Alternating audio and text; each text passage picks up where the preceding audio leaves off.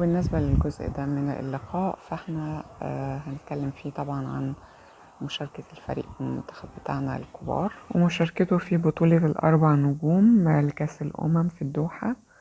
وكان مشارك في المنتخب المصري نائل نصار وكريم الزغبي ومدى زيادة ومحمد طلعت ومحمد أسامة النجار.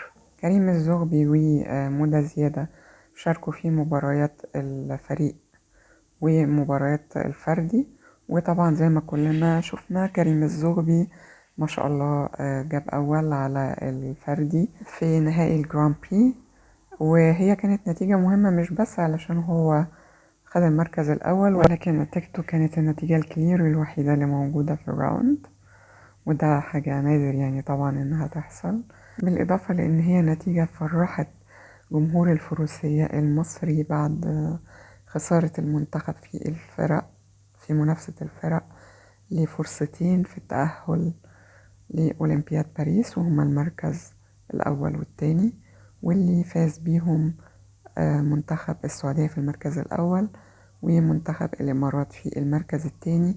وبنبارك طبعا للبلدين، والحقيقة السعودية والإمارات في منهم ومن اتحاداتهم جهد كبير مبذول في السنوات الأخيرة دي، سواء في تنظيم البطولات الانترناشنال وعلى ليفلز كبيرة 5 ستارز، و يعني بطولات الحقيقة كان تنظيمها جميل جدا، وكمان الاهتمام بالرايدرز والخيول والاحتكاك بخبرات أجنبية ورايدرز أجنبية عندهم حتى كمان في البطولات بتاعتهم. فحقيقي بنتمنى لهم مزيد طبعا من التقدم والتوفيق بإذن الله.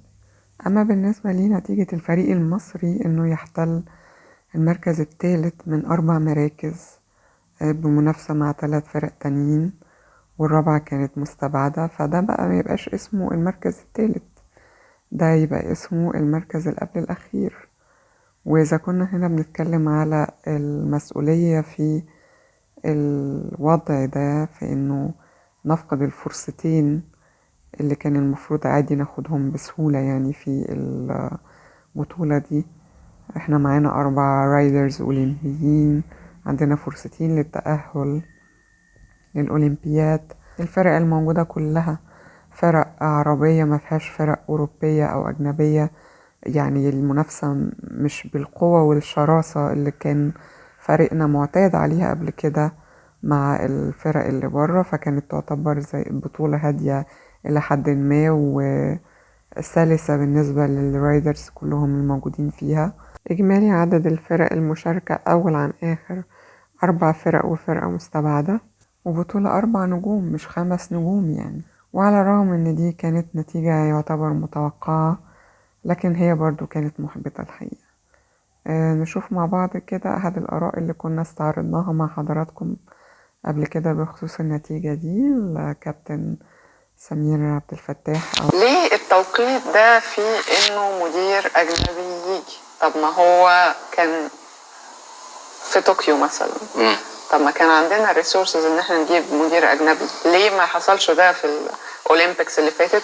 وحتى الاولمبيكس دي ليه ما كانش من سنة مثلا عملنا ان الخطوة دي، بحيث حتى المدير الفني ده هو اللي يقرر نسترد تاني عبد القادر وسامح ولا لا، نقدر ان احنا نعمل ايه مع الفريق، لكن مش جايبينه بعد قدامنا بس سنة خلاص كده على الاولمبيكس. ما فيش سنة، احنا بقول لك الكواليفيكيشن is in 2 months، ان يعني احنا we are not gonna qualify or our chances are very low، عشان ما اقدرش انا احجر على قدرة الله، بس انا شايف ان برضو قدرة الله بتسخر بحسن اداء عباده، واحنا لا نحسن الاداء، فما اعتقدش ان هو هيبقى موفقنا كتير. هو وفق المغاربة هناك في المغرب ليه؟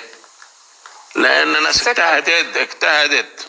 وزي ما الكابتن وضح كده في كلمته، كان التخطيط الحقيقة والاستعدادات من جانب الاتحاد وتجهيزهم للرايدرز كلهم كان غير كافي، فعلشان يكون الاعتماد بشكل رئيسي على نائل والزغبي وخيولهم، فدول نص قوة الفريق فقط لا غير، فجاهزية الفريق ككل ما كانوش الحقيقة كلهم على نفس المستوى. يعني نائل رغم انه موفقش مع حصانه في منافسة الفرق، الا ان حصانه هو مشارك بيه في اخن وواخد بيه مركز اول على ارتفاع 1.50 و5 ستارز، ومركز تامن في نفس البطولة على ارتفاع 1.55 وكمان شارك بيه بعد كده على ارتفاع 1.60 جايب مركز تامن. ونائل لسه برضه كسبان مركز رابع على 1.60 الأسبوع ده وبطولة 5 ستارز برضه. فهو وحصانه كانوا الحقيقة جاهزين جدا، يعني كذلك كريم الزغبي والحصان بتاعه. فيعتبر الاتنين جاهزين مع خيولهم بقالهم فترة كبيرة على الخيل دي. مودة وطلعت يعتبر خيلهم وجاهزيتهم كانت مش على نفس مستوى نائل وكريم كجاهزية للبطولة. يعني مودة ما كانش مشارك بحصانه الرئيسي اللي كان دايما معاه قبل كده، كان مشارك بحصان لمحمد نديم، وبنبارك طبعا يعني محمد نديم على مشاركة حصانه في البطولة دي. وبرضه جزء من الكريدت الحقيقة لتجهيز الحصان ده يروح علاء ميسرة. وبالنسبة لي الحصان بتاع طلعت برضه ما كانش الحصان الرئيسي بتاعه، ورغم عدد ومستوى مشاركات مودة وطلعت بعيد شوية عن مشاركات نائل والزغبي، إلا إنه في الأول وفي الآخر مسؤولية تجهيز الفريق بالشكل المناسب كمنتخب هو مسؤولية الاتحاد. فعدم تجهيز الفريق بالشكل المناسب، عدم اتخاذ قرار وجود مدير فني في الوقت المناسب، أدى طبعا إلى فشل الاتحاد في إنه يأهل منتخب مصر ويضيع فرصتين للتأهل لأولمبياد باريس في البطولة دي. ففشل ورا فشل. الفشل الأولاني إن احنا خرجنا من أولمبياد طوكيو بشكل صعب الحقيقة وما يلقش طبعا بمصر نهائي، نتيجة برضو قرارات رئيس الاتحاد وطبعا وزير الرياضة. الفشل التاني دلوقتي ان احنا نخسر فرصتين للتأهل لأولمبياد باريس، غير تدمير فريق المنتخب الأولمبي اللي كان موجود قبل كده واضطهاد نص الفريق واللي اضطروا ان هم يروحوا يتباروا بأسماء دول تانية، غير عدم احتكاك الفريق أصلا ببطولات كأس الأمم فيما عدا البطولة اللي كانت في الجزائر وكانت برضو قريبة من المستوى الخاص بالبطولة دي ومفيش فرق أجنبية. وبرضو والبطولة التانية اللي كان فيها 3 فرق أجانب و4 عرب، يعني من أصل 7 جبنا فيها مركز أخير، كانت 4 نجوم يعني برضو في الإمارات. يعني على مدار سنة ونص من بعد طوكيو الفريق شارك 3 مرات، كل اللي عملهم 3 مباريات على مدار سنة ونص. مباراة واحدة بس اللي فيهم كان احتكاك بفرق أجنبية أوروبية، المباراة اللي جبنا فيها مركز أخير دي، والمباراتين التانيين كلهم تنافس مع فرق عرب، يعني بيكون قوة المنافسة أهدى شوية، ولا تشكيل ثابت ولا خطة معلنة. فما فيش احتجاج يذكر أصلا للمنتخب اللي اوريدي اتدمر قبل كده. لما نيجي نبني تاني بقى المنتخب، يعني هل ده الشكل اللي هيوصلنا للأولمبياد باريس؟ وحتى مع تصريحات رئيس الاتحاد ان لسه قدامنا فرصة تانية في نهائي التأهيل في اللي هو هيبقى في الشهور الأخيرة في 2023 السنة دي، ففين القوة اللي كانت موجودة للفريق وبنعتمد على ايه في اننا نتأهل؟ يعني اذا كان بطولة في المستوى بتاع الدوحة اللي هي ما فيهاش فرق أجنبية، ما فيهاش شراسة، ما فيهاش وما فيهاش، ضيعنا فيها فرصتين للتأهل.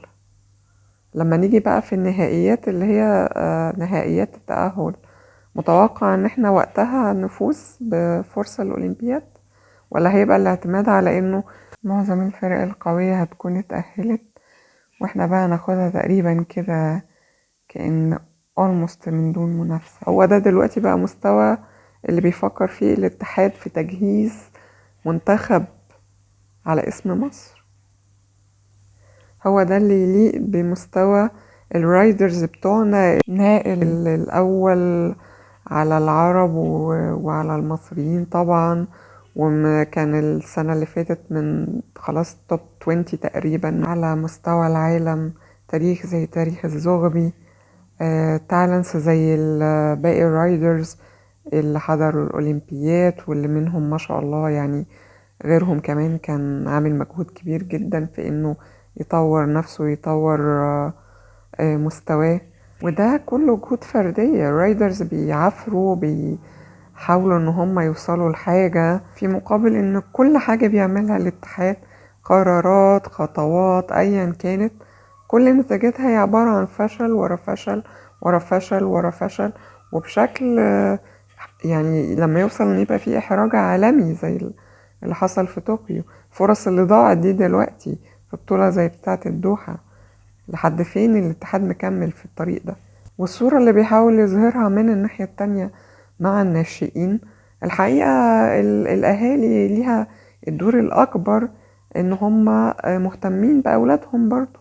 لما نيجي نبص على طريقة تعامل الاتحاد مع الناشئين نلاقي فيها حاجات غريبة جدا. يعني طبعا ده بعيدا عن تشجيعنا لكل الناشئين ان ربنا يوفقهم ويكملوا طبعا في اجتهادهم، ودعم اهاليهم يا رب دايما يكونوا موفقين، لكن برضو دور الاتحاد فيه حاجات ما ينفعش انها تحصل. يعني لما يعلن عن الاسماء اللي موجودة في الفرق اللي هو بيكونها ويتم تجاهل اسماء وولاد متميزين جدا وكمان بينافسوا على مستوى برا مصر، وما يبقوش موجودين في الأسماء دي، ونفاجأ بيهم يكونوا مشاركين في الفرق اللي مشاركة برا مصر. طب ليه من الأول تجاهل التالنتس بتاعت الولاد؟ ما هم ما يبقاش بتعمل فرق ناشئين عشان يتم تدميرهم وتدمير نفسيتهم زي ما بيتعمل مع الكبار.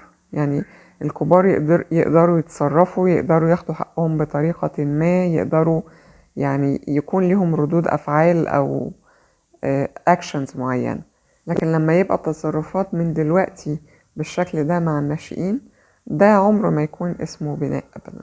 والحقيقة التعامل معاهم بشكل غلط لازم له عقاب، وعقاب مش عادي، لأن الحقيقة طول ما فيش standards معلنة، plans معلنة، حتى النتائج ما بتعلنش. طب اختيار الأشبال والناشئين دول هيقدروا يحددوا ازاي ان هما كده في الطريق الصح، او محتاجين ان هما يشتغلوا على نفسهم اكتر، او محتاجين ايه بالظبط بالنسبة لنفسهم؟ لازم يبقوا عارفين، ولازم يتأسسوا صح ويتم رعايتهم صح، مش يقعدوا يعفروا ويجهدوا ويضيع عمرهم ويضيع فلوسهم، وبعد فترة يلاقوا نفسهم يدخلوا في نفس الدوامة اللي الكبار دخلوا فيها، ويلاقوا نفسهم برضو مضطرين ان هم يروحوا يتباروا تحت اسم بلاد تانية. الحقيقة نتمنى ان يتم انقاذ الفروسية المصرية من متوالية الفشل الموجودة واللي هتستمر طول ما نفس الناس ونفس طريقة التعامل مستمر. ده اللي حابين نستعرضه مع حضراتكم في اللقاء ده، وإن شاء الله نستكمل مع حضراتكم باقي الأخبار والأحداث في اللقاءات القادمة. دمتم سالمين، والسلام عليكم ورحمة الله وبركاته.